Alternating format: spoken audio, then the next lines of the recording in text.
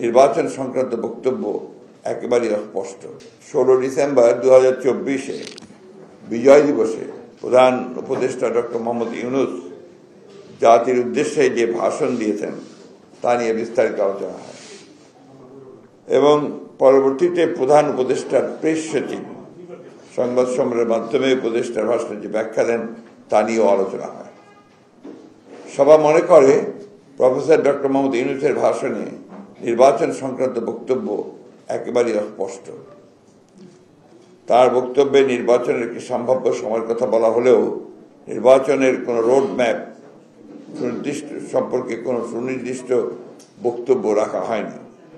Doctor Mohammad Yunus নির্বাচনের সম্ভাব্য সময়সীমা 2025 সালের শেষ অথবা 2026 সালের প্রথম অংশ অনুষ্ঠানের কথা বলেন, যা একেবারেই অস্পষ্ট এবং নির্দিষ্ট সময়ের কোনো উল্লেখ নেই। অথচ তার প্রেস সচিব বলেন 2026 সালের জুন মাসের মধ্যে নির্বাচন অনুষ্ঠিত হবে, যা পরস্পর বিরোধী। সভা মনে করে এই ধরনের পরস্পর বিরোধী বক্তব্য আরও বিভ্রান্তি সৃষ্টি করবে। সবাইও মনে করে যেহেতু নির্বাচন কমিশন গঠিত হয়ে গেছে সেহেতু নির্বাচন অনুষ্ঠানের বিলম্বের প্রয়োজন নেই। নির্বাচন কেন্দ্রিক সংস্কারগুলো দ্রুত সম্পন্ন করে নির্বাচন অনুষ্ঠান সম্ভব। জনগণ এ বিষয়ে প্রধান উপদেষ্টার নিকটস্থ সুস্পষ্ট বক্তব্য প্রত্যাশা করে। সভা মনে করে নির্বাচনের সুনির্দিষ্ট সময়ে রাজনৈতিক দল ও অন্যান্য অংশীদারের সঙ্গে আলোচনার মাধ্যমে নির্ধারণ করা উচিত।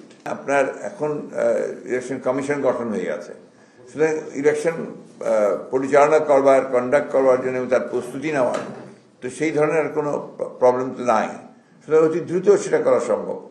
কিন্তু আমরা যেটা আশা করেছিলাম যে আমরা সেটা বলেছি যে চিফ অ্যাডভাইজার সুনির্দিষ্ট একটা সময়ের মধ্যে একটা রোড ম্যাপ দিয়ে দেবেন, সেটা তিনি দেননি। এটা আপনারা আমাদেরকে কিছুটা হতাশ করেছে, একই সঙ্গে জাতিকেও কিছুটা। আর তারপরে তার প্রেস সচিব যে কথা বলেছেন এই কথাটা আবার সাংঘর্ষিক কথা হয়ে গেছে। তিনি বলেছেন যে আপনার 25-এর শেষের দিকে অথবা আপনার 26-এর প্রথম দিকে চিফ অ্যাডভাইজার বলেছিলেন, আর উনি বলছেন যে জুনের মধ্যে নির্বাচন হবে। তো এক্স্যাক্টলি আমরা বুঝতে পারছি না যে কোনটা সঠিক।